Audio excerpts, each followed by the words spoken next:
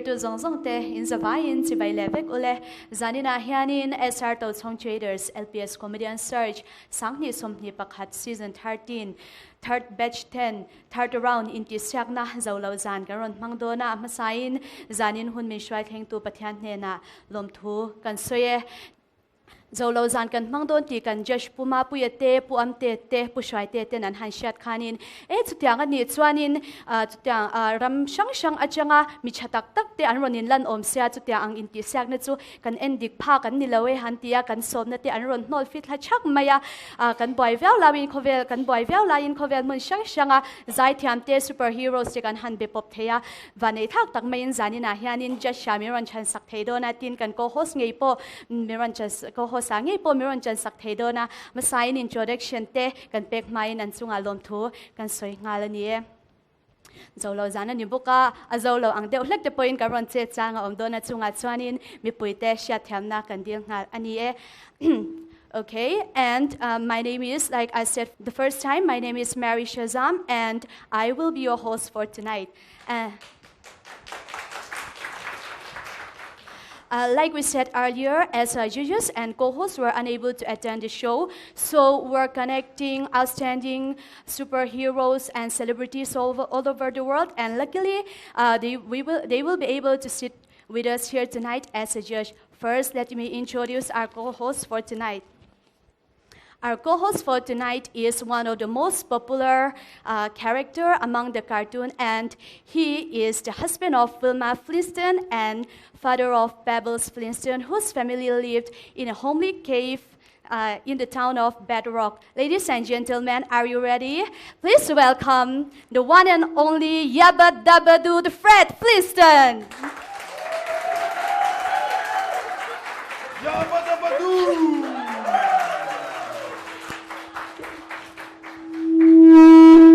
Thank you so much, Fred. Okay,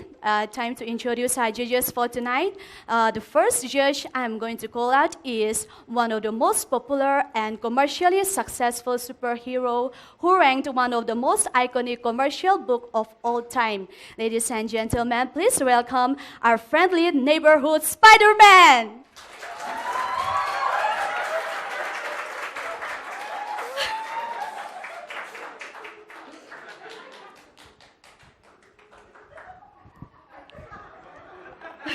Okay, thank you so much, Spider-Man. And the next judge I'm going to call out is an American singer, a songwriter, and a dancer who is regarded as one of the most significant cultural figure of the 20th century. And please welcome the King of Pop, who is going to show up with his Billie Jean song costume, Michael Jackson.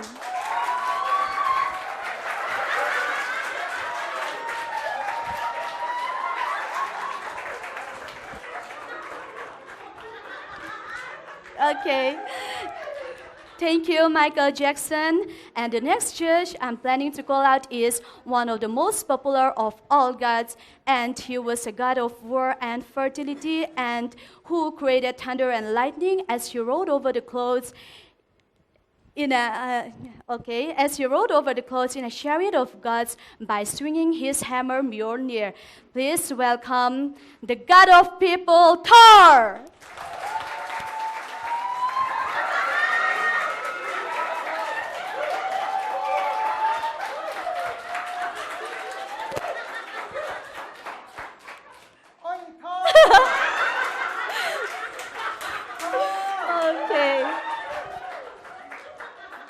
Thor is also worshipped by most Vikings. Thank you, Thor. And for the last but not the least, we have a British singer, a songwriter, and also a record producer who is known for his spectacular voice and a flamboyant stage persona. And he became internationally known as the lead singer of Queen. Please help me welcome one of the greatest singers, Freddie Mercury. Okay. Thank you so much, Freddie. Le, inti siang na kan tran to. Zanina inti siang na abulron hom tutur kan ko chu ma sakber tur chu Supergirl lo rem sanga serial number 35 ten zol tuna sai khama kona omek ilo so mangu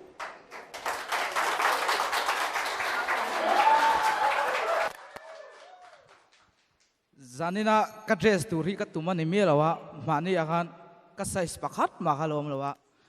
no pang size lo om lo mai a ti zia khop mai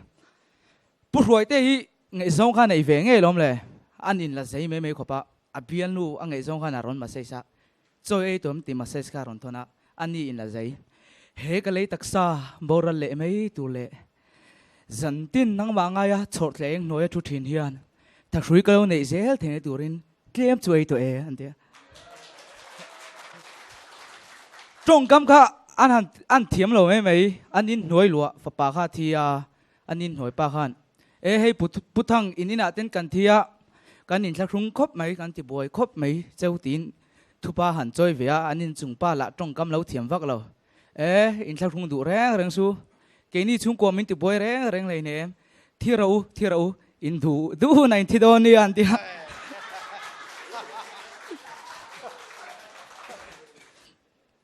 miang lo pathum min oma a enkol tu pa doctor kan kum khat kha enkol to wa an jing hayan tunge ma son berang ti fena kan miang lo pathum ka ko khoma do kana thutira plate rok pakhat le fen pakhat thau pe a kha so cheng ni hop ru tia an jinga pani kan an hop borbora pakhat khan hop velawa doctor pa kan e he chu har chok do neng a plate hi a hop dulo dan hen a ro ka ni ti sha cheng mai tia be sei ne don va thut na ya ngating ei hop velawa tia ka ngak da ya an tia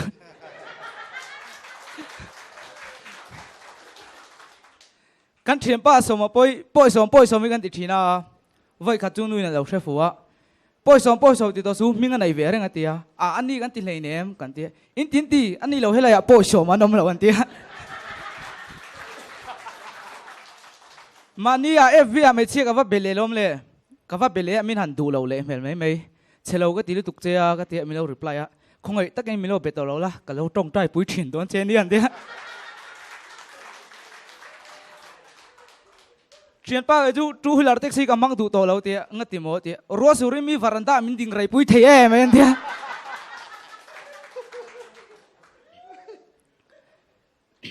anin la pa mấy a kong ka lai kha trek in a teng thal to pa rồi muang khan thawa a im peng fai thok thok kal le me a pia a thleng go electric ban zone a thleng in a teng thal le to pa rồi muang a ron tho pa in van lam hoi pa khan kaning khop mai o an tiệt FB akan scooty ka ron zuar ve ngai ni ka scooty hi la chak thalu tuk office kan lan chau kan manga tia alo comment tu pa kha ngai om rim office kan lan chau in mang chon ani engin ngai ho thina an tia kan thia ba bo hi an che sual mai an che che mai oi mai nan man na phone an check sak lai ta gain ilan nei am ti ma session donga o galo me super gal ai chale mai i costume kha eng ponita sela nya in me tho ni ka te ni ma se kha atak taka me che ni taila in no view don big lawa me che tak ne ni din che kha na shiat deu ti me lo chu ka ti dewa eng ponita sela in pek na ro pu ya hei zo lo zan kan ti hian ke ni te po hian kan in me wang poni lem chung lo hian costume hi kan siam a tian kan han ha tin kan jing kan tlara phei chuan kan misom piala ma hian tu ma hi heti hanin chei dang lam han phur hi kan om lo kan kumte no pang chia to lo wang le pakhat zai thiam le ma chan chak deuh ti lo hi chu tu ma kan phur lo wa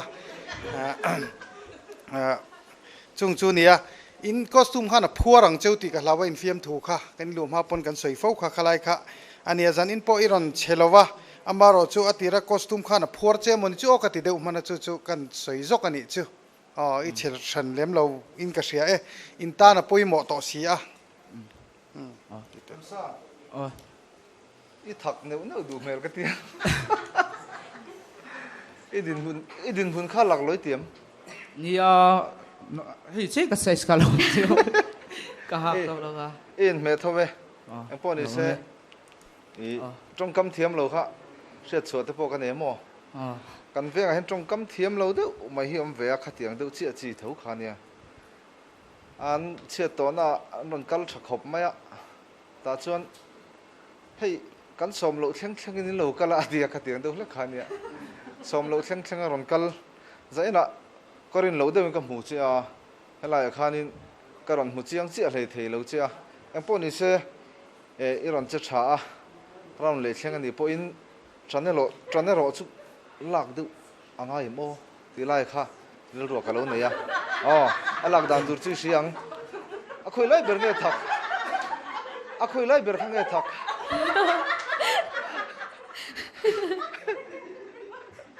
เอาเลยอิติชากันหลอมอีหูนมบก Hello me. Ole. Kan zanin chu zo fate kan nui le bok turanga ila zo fate mintil nui le turin dot le kan kau chwa tur hi contestant number somngana ji hu silal zom liana mol pheng bethem beng thang ila somangu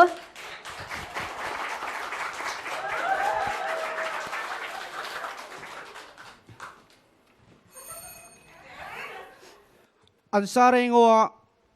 Orion Company kamshi mada.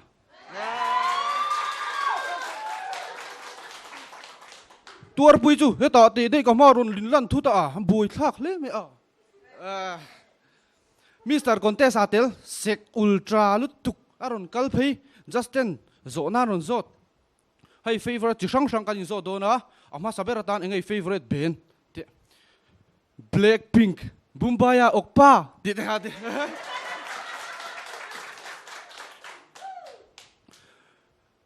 Kel kang lim ho lai khan abong kha paite pani khan lo ruk saka ani man mo lutukin pum pela va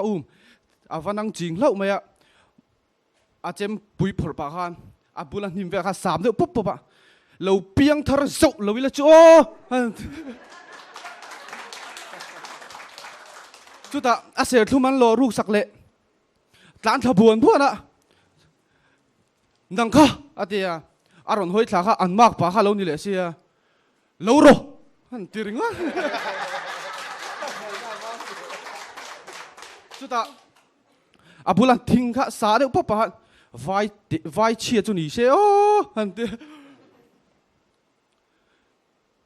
hey pakham I vai lo chu atuyem atia tui lo akha atia zuk in molet o akhu han ti ve abial nu kha phaya omdona chuk thadona zana khan wa pheya abial nu bula khan hey boy I nang rinom takin zoom la kai po rinom takin kala omanga dan khatna thiang lim takin kai nei don yo tia abial nu khan oi uthang har ome vai hon ngal sia han ti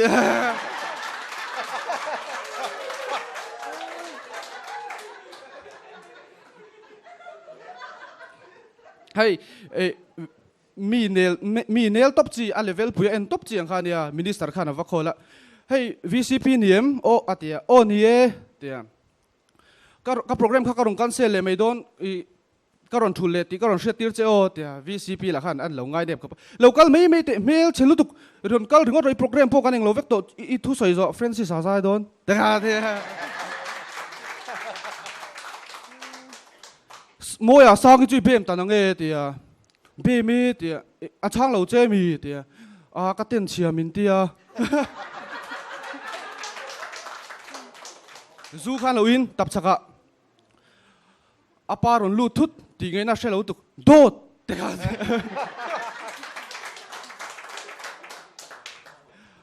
ei parem local te tia an hei hot mai veng thanga pathoi kha veng thang pathoi khan inu pui kha than mo la len pui nia an tia ani tlan thabuan buan chak tokin nui la hun lo kan soi zo lo kang o aron tlan chhole minute nga nuwa zo ho enge min ti dara nu pui kala nei re le ne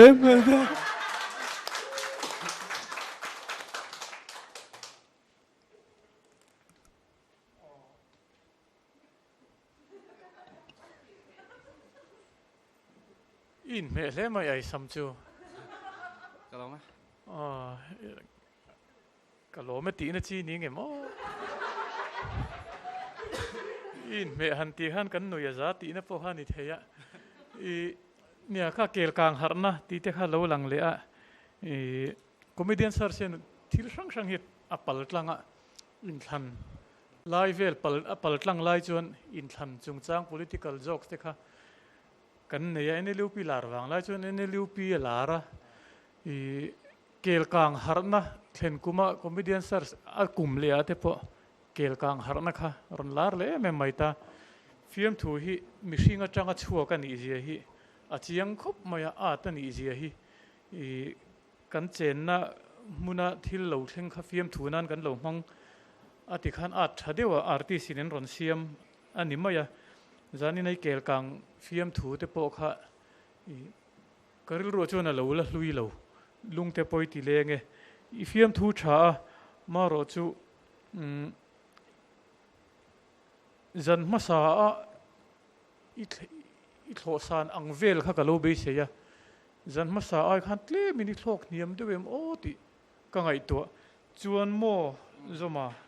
I film thu chu tha ka ti khan ni mai se la thil pakhat han soi bel lok ka du a thlir du te hria ta tan tin contestant te po tan po ni bokang chu hei kumin hian ti dan kan thla ka batch thuma contestant ten in thena ni hlom thuma nom ta hlom khat chol kar khat chunga in el zela tun kara in el mek te hi an hnung ber hlom thum na ten ni ta ti chon chung hlom thum zinga ti tha te chu kar le in el chun zom don ani batch tin atangin mi chu ti zat an tlingang ti bitu ko om lova chu wangin batch khat atanga tlingzat le adot le atanga tlingzat te khain ang lo zeng zung thei a top khoka chun in vain hlom thuma mi te kha in elvek thawani kar ma sa mi te nen khan in el to ma sale mi te nen point in el to ti kha nia kan soi du sim sim ani I film thu tha contestant kan ko le tur chu serial number 47 Moses lalmai sanga Black Panther dor prevent thar ilo som vengule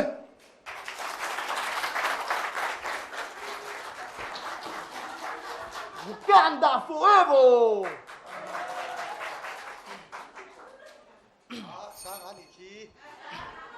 sap trong te han bo mai mai sin to me lo siama kha nge siama an tia temporary na lu kan kang ani hi in an bible exam te ha a har om mai mai sin bible an exam a enge in bible exam chu ana an tia ten paril ru po shelo peteraril ru te min zo ta ni an in khel te ha thiam om lo veila matang bol anong cross ha het tumin voi thum lo zuang phana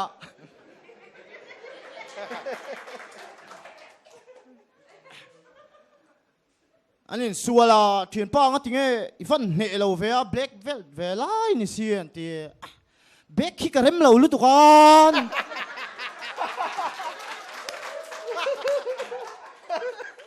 a phone te han thao masin dual touch te han mang vela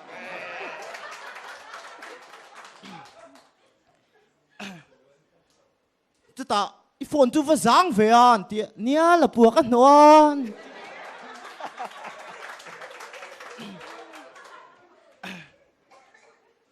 badroom han kan zabunga da paina zupal lo me ron chuak le kha boya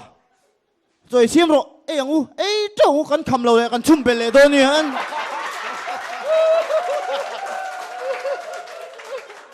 chú ta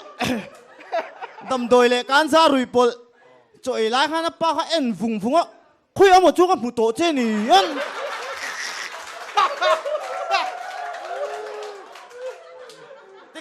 taxi driver pakhat kha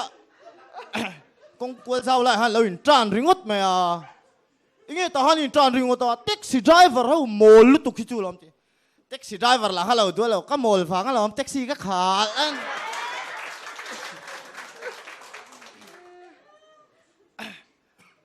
please me coming sar khati coming sit here ti here la hian mo ka thu donan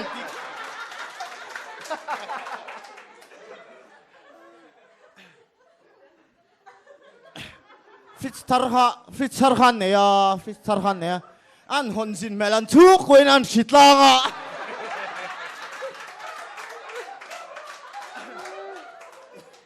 an sar han na hi he ti mang in sentence an siam te atia I ko na hi der thei kan ni lo ti khan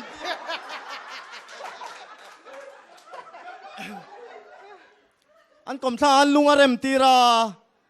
an mystery han ring om lo tha an foundation san te han le that tir le vela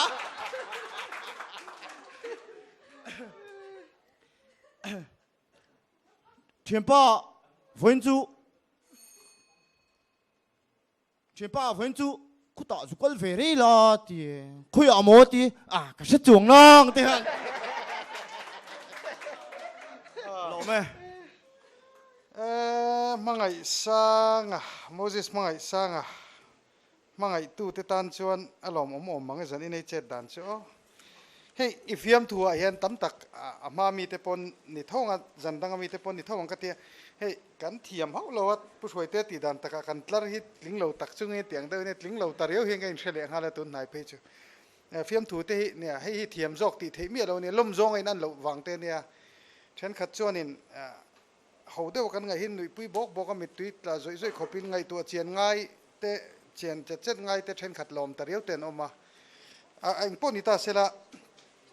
tu na chuan in ti siak na chuan ngai tu chian ngai kan ti hi a thalawe ka ti mi lo in nial thei deu thowania ngai tu chian ngai lo nui ngal mai thei fiam thu te luang reng viaw hriat na kan nei thina hei han hriat ta han nui ngal mai thei hi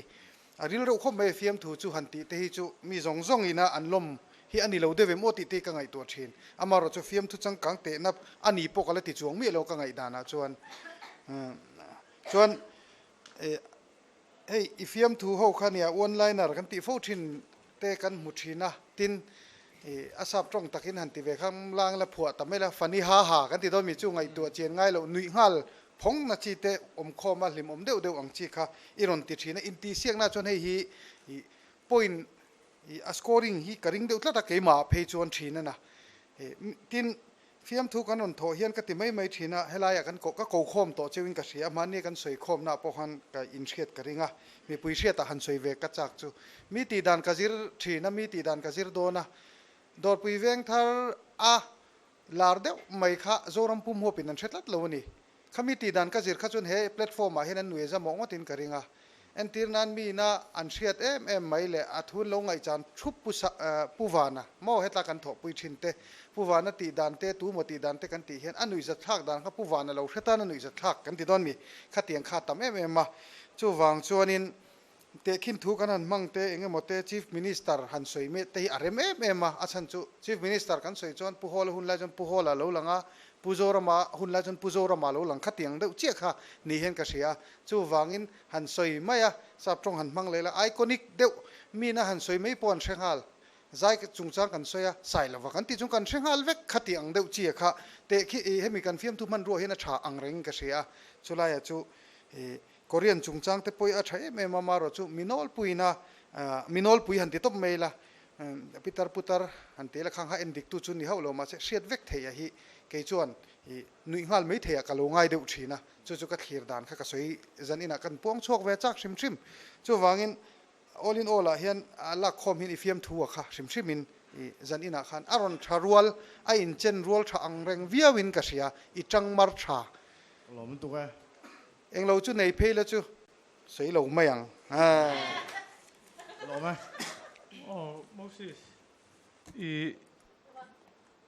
ka ma khan puma pui han ka soyang ka ti ro mi ron soi